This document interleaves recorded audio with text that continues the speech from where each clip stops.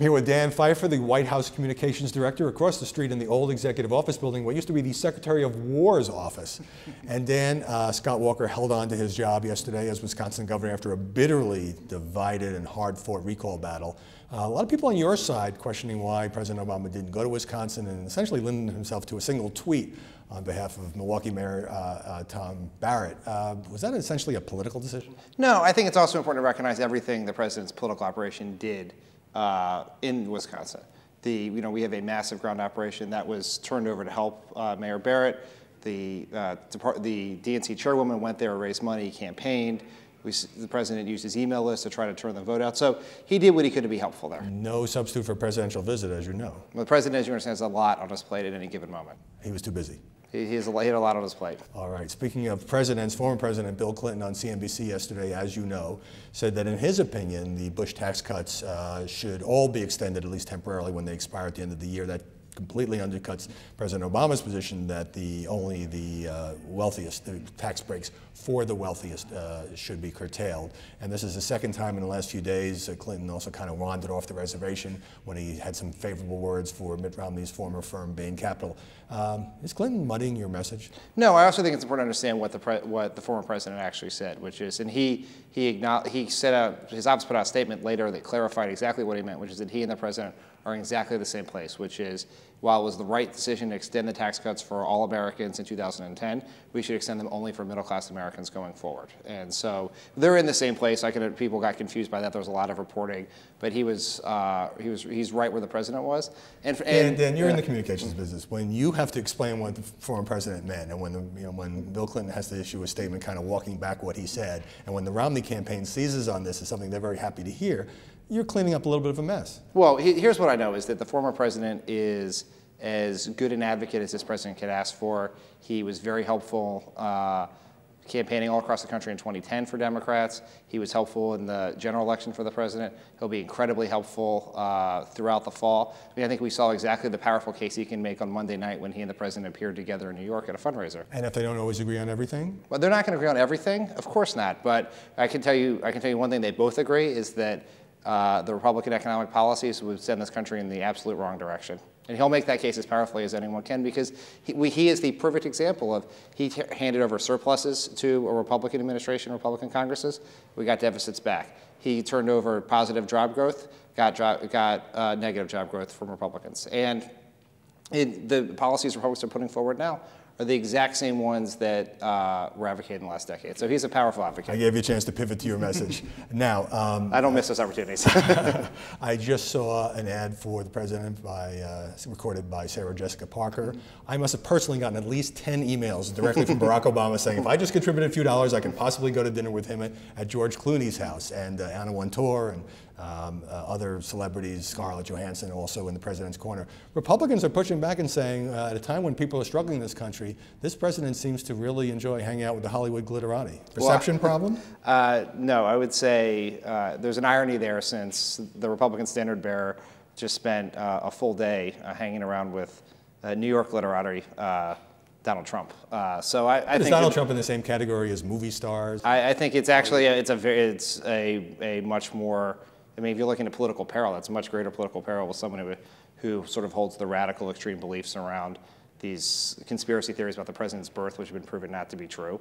I mean, there's a huge difference there, and this is one of the things people bring this up every election cycle. It's not whether it's a Democrat or Republican who's raising money with celebrities or participating in causes with celebrities, and it never turns out to be anything, and I wouldn't worry about this time either. All right, you're not worried about it, and obviously it's a way of getting attention when people like Sarah Jessica Parker weigh in, but since you mentioned Donald Trump, with Mitt Romney hanging out with him and helping to raise some money together, and Trump again peddling the nonsense about where the president was born, your colleague Jay Carney said that this whole birther business has been aided and abetted by certain news organizations. Which ones did you have in mind? Well, I'll let Jay Carney tell you exactly what he meant, but... Did he mean Fox News? I think that there is no question that a lot of the myths around the president have been perpetuated on a lot of the opinion shows on Fox. Some of the, some of them originated on things like Fox and Friends, but there's also a lot of responsible journalism that happens from the White House reporters who cover Fox every day. So you make a distinction between Fox and Friends, which aired that 4-minute, virulently anti-Obama video, and which you say some guests, I don't think the anchors are doing this, I don't think the hosts are doing it, you're saying some guests have made reference to the birther conspiracy. Absolutely, and there was all kinds of conspiracy theories that went on with some of the shows they had on the air, like Glenn Beck in the past. Has the White House complained to Fox about this? We have been in the 5 years I've been working for Barack Obama, we've been in an ongoing conversation with Fox about a lot of what goes on the air and what doesn't. You should work for the State Department. That's the most diplomatic answer I've ever heard. All right, now the president is again pushing Congress, Republicans in Congress, I should say, on the student loan controversy. This, of course, rates for student loans would double unless Congress acts. But he raised that a few weeks ago, and the White House kind of went off it. I wonder how many people really know about the student loan issue, and whether, there's been some criticism that you go from issue to issue to issue rather than driving a consistent message. Well, I know that we hear about the student loan issue from folks across the country all the time, certainly from the students. The president meets on the trail, those who call the White House, folks that we see out and about, and from middle-class families and their parents as well. So I know that it's something that folks know a lot about. I know Congress is very focused on it. Well, the House Republicans now have come up with a counter proposal in which they would extend the discounted student loan rate in exchange for cutting certain programs. White House is not buying that. Well, they're making progress in moving towards actually acceptable proposals. So they're making progress. They're not there yet, but we're pretty confident that the Democrats and Republicans can work this out. So you consider it a constructive proposal on the part of John Boehner and his people? I think their original proposal was essentially just looking for a political scalp on health care. They have moved past that to less odious proposals, and we're moving towards acceptable. And we've been dealing with this Republican Congress for a year and a half now, and that's sort of the pattern. Let's make a political statement. Let's waste some time making more political statements. Let's do something a little bit more acceptable, and eventually on issues, some issues at least, we come to a deal, and I think this will be one of those. So you still think you can work with the Republican House, not just on this, perhaps on other issues as well? Because the conventional wisdom is nothing's going to get done this year. Look, we have huge differences. This is a Republican House that's in the thrall of the Tea Party and the far right. There have been some things we've gotten done. We were able to, as drama-filled and messy as it was, we extended the payroll tax cut. We passed some tax cuts for small businesses.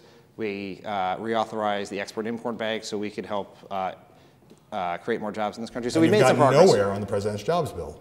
We have, of the American Jobs Act, we have done only a small part of it, and this is a choice the Republicans have made. You can complain and scream at the skies about the economy all you want, but there is a list of knowable options to make the economy better. They are sitting in front of the Republican Congress, and they've chosen not to act. And they are up for election too. They're going to have to go to voters and explain why teachers in their states have been laid off and not hired back, why they're unemployed construction workers sitting around not doing things like rebuilding roads and bridges that are dilapidated in their communities. That is going to be something the Republican Congress is going to have to answer for, but it's a choice they made. Finally, it's June of an election year. So much of the media attention has shifted to the campaign. So are you kind of working part-time hours around here? You ever go to the bowling alley in the bowels of this building?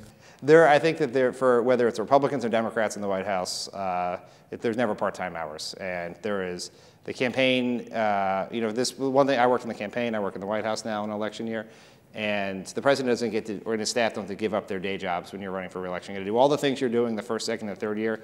You have to do them in the fourth year too. There's just a lot more work on top of that. So the president is working hard, we're working hard, and we only got a few more months to go.